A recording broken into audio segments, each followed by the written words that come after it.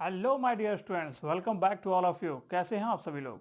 उम्मीद करते हैं बहुत ही शानदार होंगे, ज़बरदस्त होंगे, मस्त होंगे और नीट की तैयारी में काफ़ी व्यस्त होंगे। व्यस्तता के क्रम को बढ़ाने के लिए एक बार फिर से मैं समीर सिंह लेके आ गया हूँ एक नया सवाल, एक नया क्वेश्चन, एक नया स्ट्रेटजी और एक नई ट्रिक, जिसके दम पर आप नीट के आने वाले एग्ज़ाम की तैयारी बहुत अच्छे से कर पाएंगे।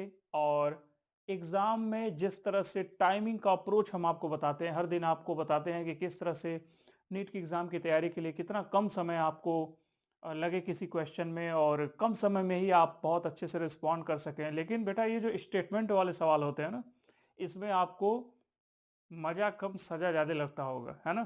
क्योंकि इसमें जब तैयारी आप कर रहे होगे और जितने लोग अभी तैयारी पिछले साल करके एग्ज़ाम दिए थे, जिनका किसी वजह से नहीं हो पाया, वो बिल्कुल निराश ना हो, क्योंकि इस बार सबका नीट हो जाना है, ये बिल्कुल कन्फर्म बात है। क्योंकि जब तक हमें अपने अंदर आत्मविश्वास नहीं आएगा, जब तक हमें अपने अंदर ये लगेगा नहीं कि हम क्वेश्चन के अप्रोच को सही तरीके से आज हम लगाएँगे, आज हम विनर बनेंगे, तो ही आदमी विनर बन पाएगा। और जब तक ये मन में फीलिंग नहीं आएगी कि नहीं हम लोग स्ट्रांग हैं और बिल्कुल आगे चल के एग्जामिनेशन को क्रैक करना ही करना है, तो उसके लिए फुल कॉन्फिडेंट होके ही आप सवालों को अप्रोच को करें। हर रोज हम आपसे 6 बजे मिलते हैं तो सिर्फ यही चर्चा करते हैं कि कोई क्वेश्चन अगर आपके सामने है तो आप क्वेश्चन को कैसे कम समय में सॉल्व करने की कोशिश करें। तो अभी तो मान लीजिए टाइम है हमारे पास, ठीक है? तो हम किसी चीज़ को पढ़ेंगे, आराम से समझेंगे, फिर उसके अप्रोच को समझेंगे, फिर आंसर को टिक करेंगे, ठीक है? तो फिर वही एक स्टेटमेंट हम आपके लिए लेके आए हैं और दूसरी तरफ आप देख सकते हैं यहाँ पे ऑप्शन दे रखा है, ठीक है? शुरू किया जाए? तो चलिए, कुछ लोग पढ़ लिए होंगे क्वेश्चन को, जल्दबाजी वाले हैं। जल्दी जल्दी सर, हाँ तुरंत हम लोग को आंसर बस चाहिए सर, तुरंत बता दीजिए बस काम फाइनल हो जाए। ये बात बिल्कुल अच्छी बात है कि बहुत जल्दबाजी होनी चाहिए, लेकिन थोड़ा सा पॉज लेके चलेंगे, थोड़ा आराम से क्वेश्चन को समझेंगे पहले, ठीक है? चलो, रेड मार्कर का हम इस्तेमाल करेंगे इसमें, जिससे आप लोगों को बेनिफिशियल थोड़ी सी चीजें अच्छी लगें। चलो बताओ जरा, given below are two statements, यहाँ पे क्या दिया है? दो स्टेटमेंट दे रखा है। चलो भैया पढ़ लेते हैं क्या स्टेटमेंट है। The BP, BP means blood pressure नहीं है, ये बॉइलिंग पॉइंट है, ठीक है?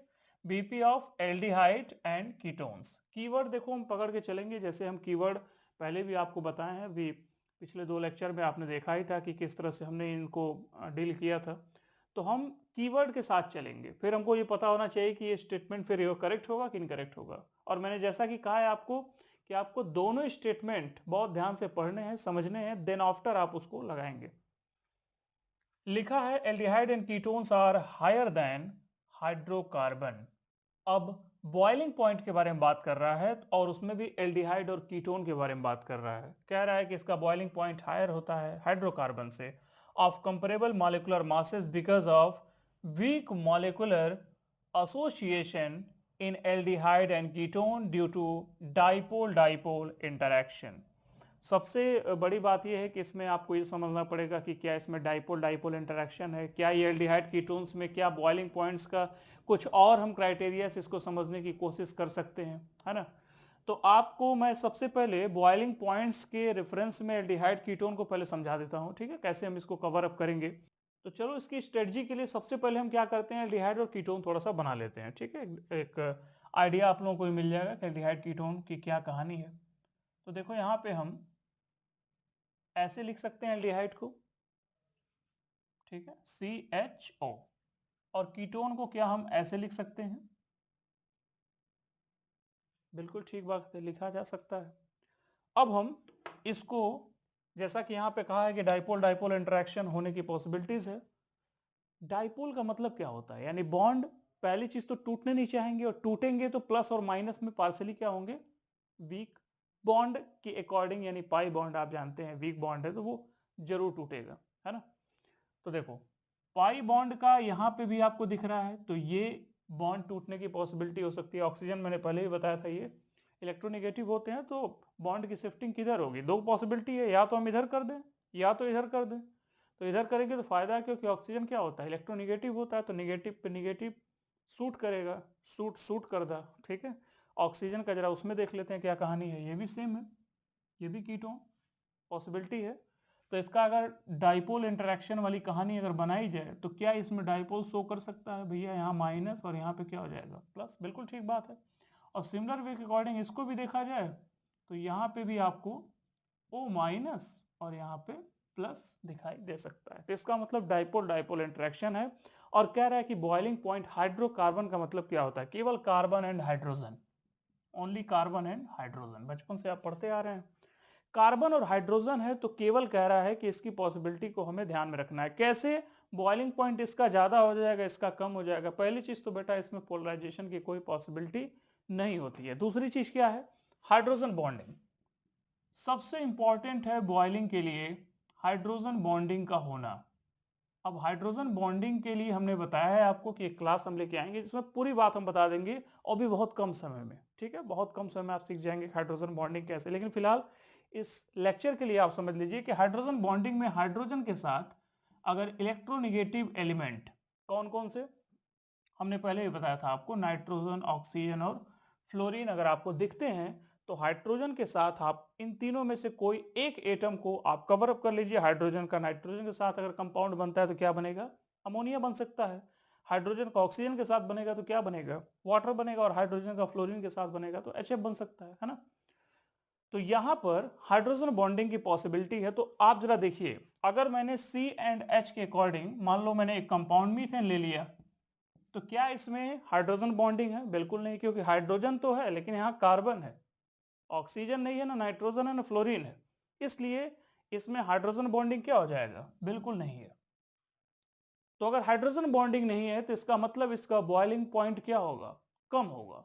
और इसमें पोलराइजेशन भी है तो इसमें एक साथ दो काम हो रहे हैं। इसमें पॉसिबिलिटी भी है आपके हाइड्रोजन बॉन्डिंग होने की। आप देख सकते हैं यहाँ पे, आप देख सकते हैं कि ऑक्सीजन हाइड्रोजन यहाँ आपको दिख रहा है, यहाँ नो डाउट नहीं दिख रहा है। तो आगे चल के हम अगले लेक्चर में एल्डिहाइड कीटोन और एसिड के बारे में जब बात करेंगे तो आपको बताएंगे कि एल्डिहाइड कीटोन में कौन कौन से फैक्टर हैं जिसमें बॉइलिंग पॉइंट्स पर आपको वर्क करना है। ठीक है, बहुत ईजी है, बहुत ज्यादा टफ नहीं है। मैं बहुत ईजी करके समझाता हूँ किसी चीज को। कोशिश हमारी रहती है कि आपके कंसेप्ट में वो चीजें आ जाए। अब देखो समझने के लिए क्या है कि इसमें पोलराइजेशन पॉसिबल है, इसमें पोलराइजेशन पॉसिबल नहीं है। तो यहाँ पे स्टेटमेंट कह रहा है कि बॉइलिंग पॉइंट क्या होगा एल्डिहाइड कीटोन्स का? बिल्कुल हायर होगा। तो ये बिल्कुल ठीक बात है, यानी पहला स्टेटमेंट क्या है इसका? करेक्ट है। What about the next? अब दूसरा देखते हैं। दूसरा देखो लिखा है the boiling point of aldehyde and ketones. फिर से वही कहानी है, लोअर। अब यहाँ पे लोअर लिख रहा है, अभी क्या था? हायर था। Then alcohols, similar molecular masses due to absence of hydrogen bonding. अब यहां पे कह रहा है कि हाइड्रोजन बॉन्डिंग कंसेप्चुअल अगर कहा जाए, कंसेप्चुअल अगर कहा जाए तो हाइड्रोजन बॉन्डिंग कह रहा है अल्कोहल में फिलहाल ज्यादा होगी as compare to aldehyde ketone. देखो हाइड्रोजन बॉन्डिंग में जो एल्डिहाइड कीटोन का कंसेप्ट है और जो हाइड्रोजन बॉन्डिंग का रियल कंसेप्ट है, अब मैं एक चीज बताता हूं, जरा ध्यान से समझना। मैंने यहां पे जो लिखा है, मैंने कहा हाइड्रोजन का इंट्रैक्शन किससे होना चाहिए? नाइट्रोजन से, ऑक्सीजन से या फिर फ्लोरीन से, नो डाउट। अब जरा देखो, मैं ऐसे लिखता हूं CH3CHO, ठीक है। इसका अगर मुझे डायग्रामेटिकली बनाना हो तो ये चीज आपको बन सकती है, तो सेम हो जाएगा यहाँ पे, ठीक है। यहाँ पे आप CH3 लिख दीजिए तो हो गया ये CH3CHO, है ना। लेकिन क्या ऑक्सीजन हाइड्रोजन एक साथ हैं? देखो कार्बन के साथ ये डबल बॉन्ड बना के O अलग है और हाइड्रोजन यहाँ पे अलग है। हाइड्रोजन बॉन्डिंग के लिए नेसेसरी कंडीशन देखो क्या है। यहाँ पे आपको, जैसे मान लो यहाँ पे CH3 लिखा है और चूंकि यहाँ पे देखो क्या लिखा है, alcohol of similar molecular masses. इसका मतलब ये है कि हमें कम से कम दो कार्बन वाला है तो दो कार्बन वाला ही लेके चलना पड़ेगा। सपोज करो यहाँ पे CH3CH2 OH में लिख दो, ठीक है, एक जनरल आपके समझने के लिए। अब यहां पर क्या आप इस एल्कोहल का इस तरह का स्ट्रक्चर बना पाएंगे? ठीक है, बना के चेक कर लो। CH3 चलो बना देते हैं भाई उनके लिए जो बेसिक से समझ रहे हैं। देखो CH3 यहां हो गया। अब CH2 में लिखता हूं तो O के साथ एक H, ये देखो। अब इस बॉन्डिंग को जरा देखो और इस बॉन्डिंग को देखो। इस ऑक्सीजन के साथ हाइड्रोजन क्या है? दूर है, दूरी है। तो यहाँ पे हाइड्रोजन बॉन्डिंग अगर होगा भी तो वीक होगा, पॉसिबिलिटी थोड़ी कम होगी as compare to this one, because oxygen directly attach to this hydrogen. अब यहाँ पे हाइड्रोजन बॉन्डिंग क्या हो जाएगी, स्ट्रांग हो जाएगी, है ना। तो इसलिए यहाँ पे एल्डिहाइड कीटोन्स के केसेस में बॉइलिंग पॉइंट यहाँ लोअर हो जाएगा एज कंपेयर टू क्या, as compare to alcohols, right. तो यहाँ पे हाइड्रोजन बॉन्डिंग का कंसेप्ट 100% वर्क करेगा। तो इसके हिसाब से देखा जाए तो ये भी स्टेटमेंट क्या है, सही हो गया। इसका मतलब दोनों स्टेटमेंट सही हैं। तो इसमें कौन सा ऑप्शन हो जाएगा, second option will be correct one, क्योंकि बोथ स्टेटमेंट क्या है यहाँ पे लिखा है, करेक्ट है ना।